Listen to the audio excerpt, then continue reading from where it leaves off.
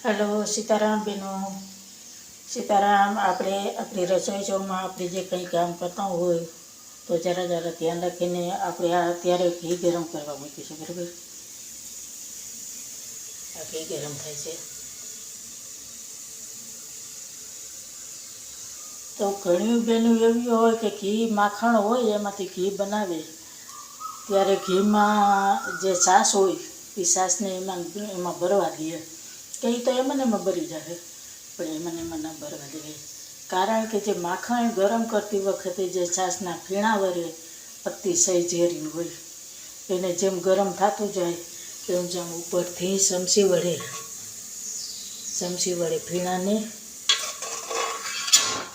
કાઢી જવાના હોય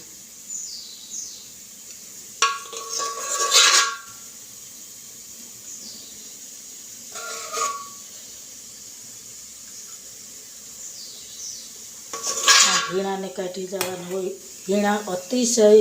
ઝેરી હોય ભલે હોય છાશમાંથી માખણમાંથી જ નીકળેલા પણ અતિ ઝેરી હોય ભીણાને દાણો કાઢી લેવા જોઈએ પછી એને ગરમ કરી અને શુદ્ધ ઘી આપણે ખાઈએ તો એ આપણે નુકસાન નથી કરતું ફીણા એમાં બને તો અતિશય ઝેરને હિસાબે માખણ ઘી બને એ ઘી પણ આપણે પચતું નથી પછી આપણે કહીએ કે ઘી ફાવતું નથી ઘી પચતું નથી ઘી ખાવાથી આમ થાય ને આમ થાય એનું કારણ આ હોય કે જે ફીણું એમાં બરે એ ઝેર એમાં જ રહેવાનું છે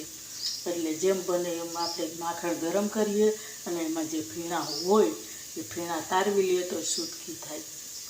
એ માટે ફીણા તારવી લેવા જોઈએ